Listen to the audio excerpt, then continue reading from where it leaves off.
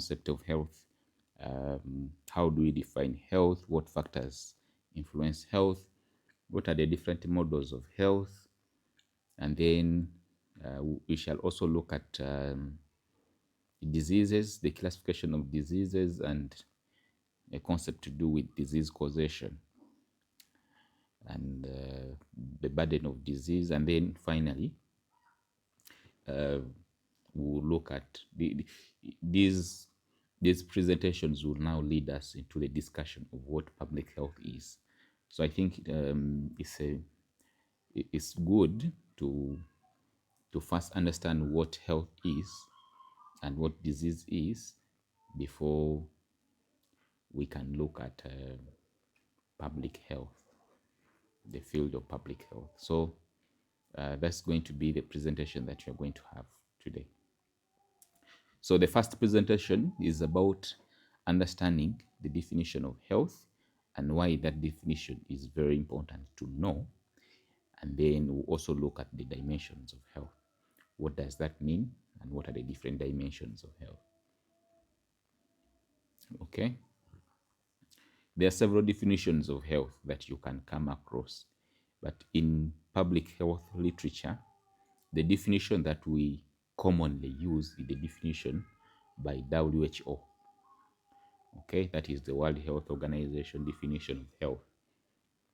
So it's the commonly used definition because it captures a number of areas to do with health. So it defines health as a complete state of physical, mental, and social well-being, not just the absence of disease or infirmity. Okay, so this is a comprehensive definition. Why do we say it is comprehensive? It's because it looks at these areas: physical, mental, and social well-being. Okay, and again, it does not look at absence of a disease. Okay, so that is why this definition is widely accepted, because of the fact that it looks at these areas: physical, mental, and social well-being, and not just the absence of disease or infirmity. Okay, now if we are to achieve optimal health, or you can say better health outcomes, when people in a particular community are living longer, okay, having higher life expectancy and not having a lot of you don't have a lot of diseases happening, you need to have a health system that has different components. A health system that has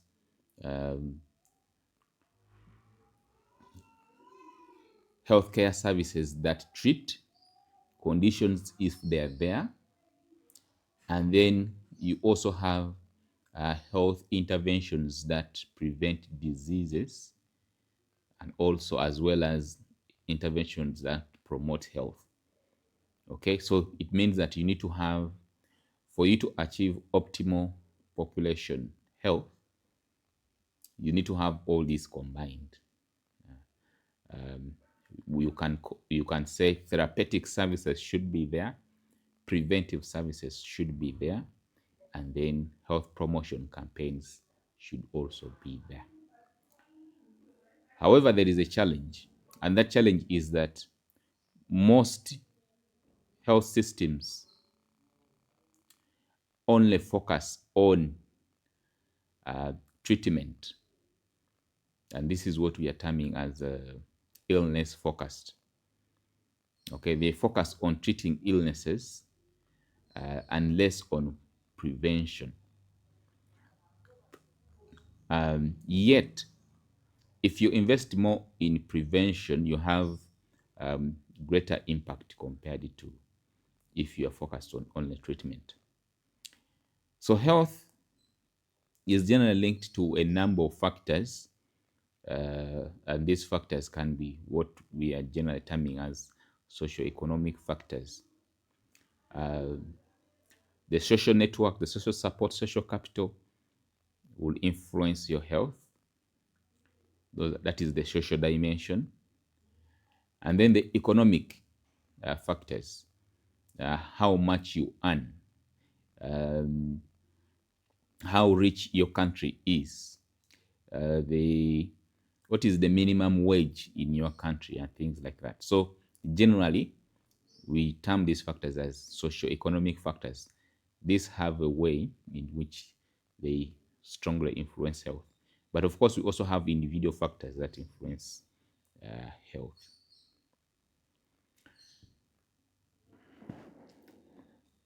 So we are saying that the definition of health takes a multidimensional aspect.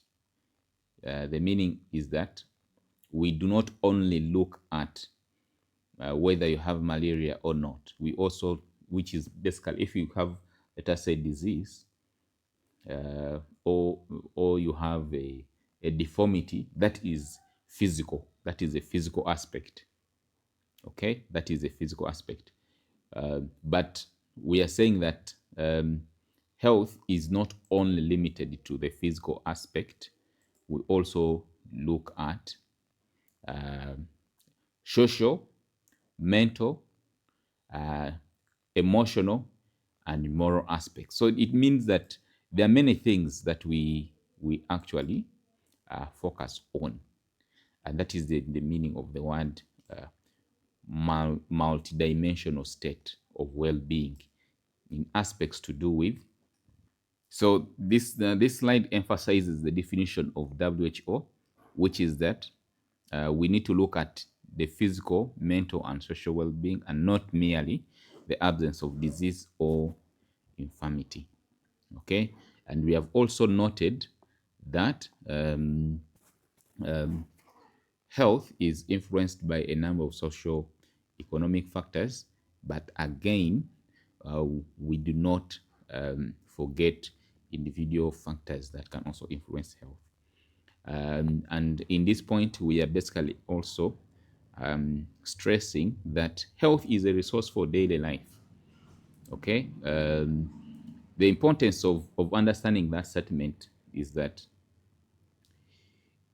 no one can be productive in terms of economic productivity if they are not healthy. Okay, but also if someone is ill or is sickly, it affects their social relations. Social relations, people, there are people who have been abandoned because they are sick. Okay, there are people who have gotten families breaking down because of an illness. Okay, so that is the social aspect. But also, the person who is affected by a particular condition, their quality of life actually diminishes. Okay, so at a personal level, their quality of life deteriorates. Okay, so when looking at health, we do not only look at whether someone has a disease or not. There are many other aspects: spiritual aspect, emotional aspect, moral aspect, mental aspect, physical aspect. Okay, including the social aspect.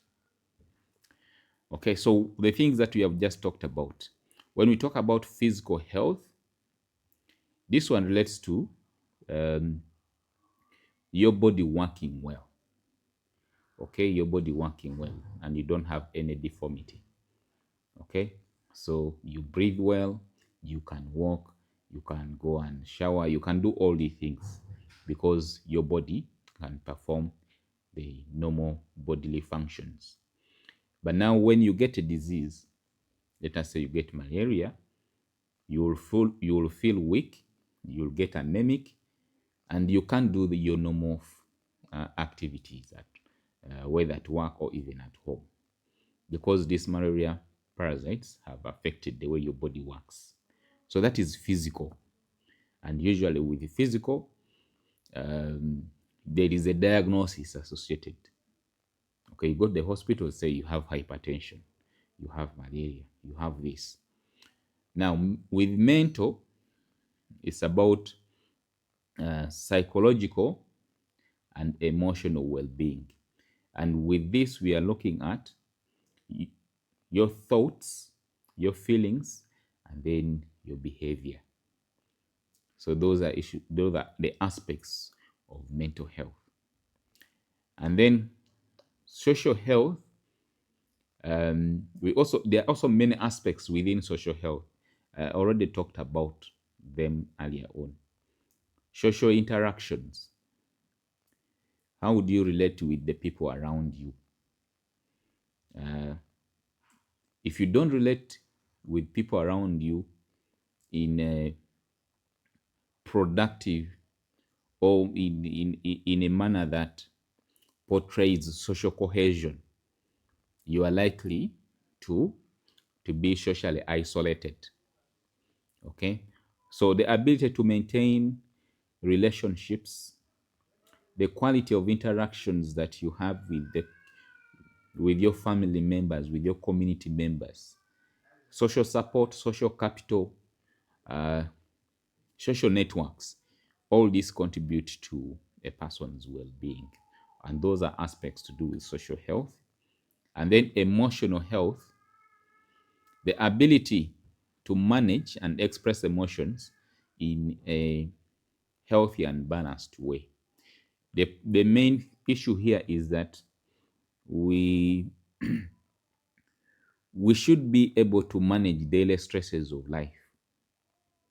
Okay, now if you cannot cope up with the daily stresses of life, you are going to get emotionally disturbed. Okay, so you get a mental disorder. Okay, so the ability to manage your emotions and express them appropriately in a healthy manner or a balanced way, what a normal person could express, that is emotional